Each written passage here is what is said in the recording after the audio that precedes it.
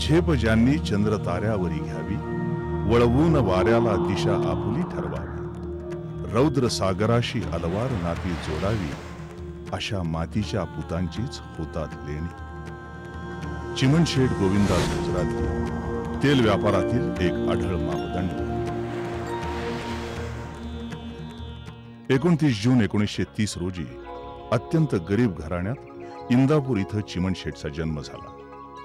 या अगोदरच नशिबाचे फेरे आजमावण्यासाठी वडील श्रीयुत गोविंदास यांनी आपली पावलं पुण्याकडे वळवली होती. गरिबी इतकी की थेट इंदापूरहून पुण्याला पायी चालत आले होते. बहुधा हीच जिद्द पुढे चिमणशेठ यांच्यात उतरली. श्रीयुत गोविंदास यांनी हळूहळू जम बसवत मेसर्स नारायणदास गोविंदास या दुकानातून साखरेचा, मेसर्स गोविंदास अँड सन्स या दुकानातून भुसार मालाचा, तर मेसर्स चिमणलाल गोविंदास या दुकानातून खाद्य तेलाचा व्यापार सुरू केला. चिमणशेठ अस्सल पुणेकरच. ते नुमवीचे विद्यार्थी. शाळेतील वह्या पुस्तकं आणि अन्य साहित्याचं विद्यार्थी भांडार चालवण्याची पहिली जबाबदारी छोट्या चिमणशेठनंच उचलली आणि इथंच व्यवसायाचा श्री गणेशा झाला. व्यापारात शिक्षणापेक्षा अनुभव महत्वाचा हे चिमणशेठचं मत बहुधा इथेच ठाम झालं असावं. अर्थात 1949 साली ते त्या काळची मॅट्रिक परीक्षा उत्तीर्ण झालेच. आता वेळ आली होती ती आयुष्याच्या बाजारात उतरण्याची. मॅट्रिक झाल्यावर शिक्षण सोडून चिमणशेठनी तेलाचं दुकान सर्वार्थानं सांभाळायला सुरुवात केली. त्यावेळी धंदाही छोटा होता आणि पद्धतही निराळी. प्रत्येक बाबतीत घाऊक व्यापाऱ्यांवर अवलंबून राहणं चिमणशेठच्या व्यापारी मनाला पटेना. मग त्यांनी धाडस करून थेट कारखान्यातून मालाची खरेदी करून विक्री करणं सुरू केलं. मात्र ज्या भावात सौदा ठरेल त्याच भावात विक्री, आधी येईल त्याला माल, ही तत्व पाळणाऱ्या चिमणशेठनं अल्पावधीत ग्राहकांचा आणि उत्पादकांचा विश्वास संपादन केला.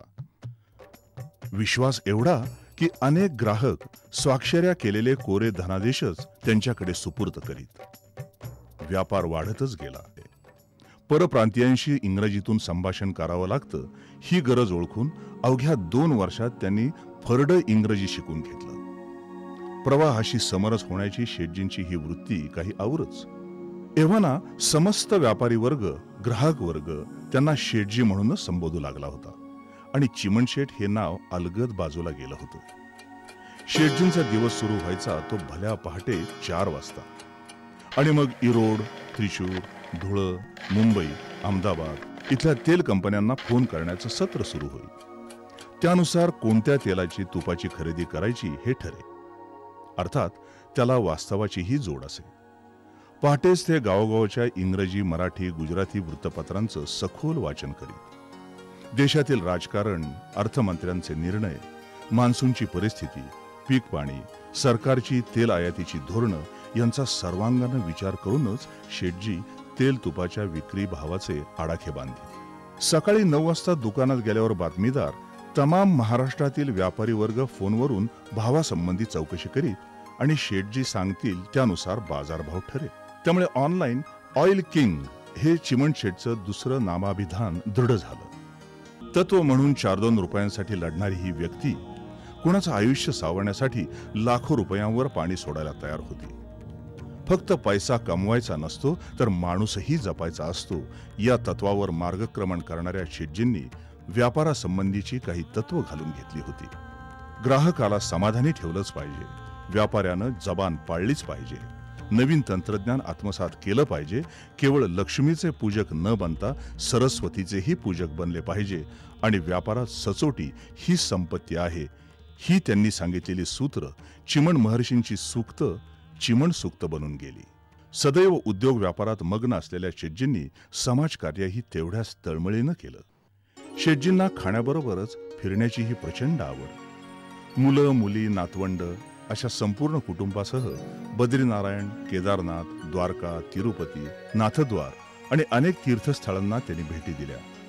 ही प्रवासाची हौस त्यांना डॉक्टर परांजपे यांच्या कुटुंबाबरोबर थेट जपानलाही घेऊन गेली. प्रत्येक गोष्ट मनापासून आणि ठामपणे करणाऱ्या शेटजींची रांजणगावच्या गणपतीवर विशेष श्रद्धा. शक्य होईल तेव्हा रांजणगावच्या गणपतीचं दर्शन घेणाऱ्या शेटजींची पंढरपूरच्या विठोबावरही अलोट भक्ती.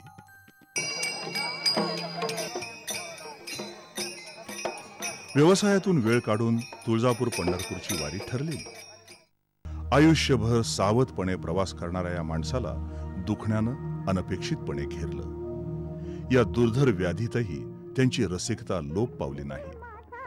हॉस्पिटलच्या खोलीतील गंभीर वातावरण बदलण्यासाठी खोलीत त्यांच्याकडून अचानक सुलोचनाबाईंच्या लावणीची फरमाईश झाली आणि खोलीत जणू हिरवीगार तरुणाईच अवतरली. नियतीनं मात्र आपली वेळ अचूक पाळली. आपला वारसा नव्या पिढीकडे सोपवून शेटजींनी 8 जुलै 1997 रोजी अखेरचा श्वास घेतला. शेटजींच्या गुणांचा वारसा त्यांचे सुपुत्र श्रीयुत मोहन आणि श्रीयुत जयंती यांनी तसाच पुढे चालवला आहे. 7-8 वर्ष वडिलांजवळ बसून श्रीयुत मोहन यांनी व्यापाराची तंत्र आत्मसात केली. त्याचाच उपयोग करून स्वतःचा स्वतंत्र व्यवसाय सुरू केला. चिमणशेठ गेल्यानंतरही भवानी पेठेतील मेसर चिमणलाल गोविंदास हे दुकान चिमणशेठचे धाकटे बंधू कन्हैया शेठ, मुलगा जयंतीलाल आणि पुतण्या केतन तेवढ्याच धडाडीनं आणि सचोटीनं चालवत आहेत. चिमणशेठच्या व्यापारी गुरुकुलातून त्यांनी गिरवलेल्या धड्यांची परिणिती व्यापारातील यशामध्ये झाली नाही तरच नवल. शेटजींच्या स्मृती चिरंतन राहण्याच्या हेतूनं त्यांच्या पश्चात त्यांच्या कुटुंबियांनी शेठ चिमणलाल गोविंदास मेमोरियल ट्रस्टची स्थापना केली. श्रीयुत मोहन गुजराथी, सौ डॉक्टर नलिनी गुजराथी, श्रीयुत कन्हैया शेठ गुजराथी, श्रीयुत जयंतीबाई गुजराथी आणि श्रीयुत सुभाष देवी हे विश्वस्त म्हणून ट्रस्टचं काम आत्मीयतेनं पाहत आहेत. सुप्रसिद्ध शास्त्रज्ञ डॉक्टर वसंतरावजी गोवारीकर हे परीक्षण समितीचे प्रमुख म्हणून प्रथमपासूनच मार्गदर्शन करत आहेत. व्यापार उद्योगांशी संबंधित क्षेत्रामध्ये तसंच शैक्षणिक, सामाजिक आणि आरोग्यविषयक क्षेत्रामध्ये मोलाचं कार्य करणाऱ्या व्यक्ती किंवा संस्थांना पुरस्कार, देणग्या देत ट्रस्टचं कामकाज अखंड सुरू आहे. किती वादळांशी जरी झुंज झाली, सचोटी धडाडी सदा खडग ढाली. गुणांच्या पुढे पाजळोनी मशाली, तमाची महाघोर लंका जळाली. तुझ्या स्फूर्ती दीपान अंधार वारा, ध्रुवाचा जसा स्थैर्यदायीच तारा.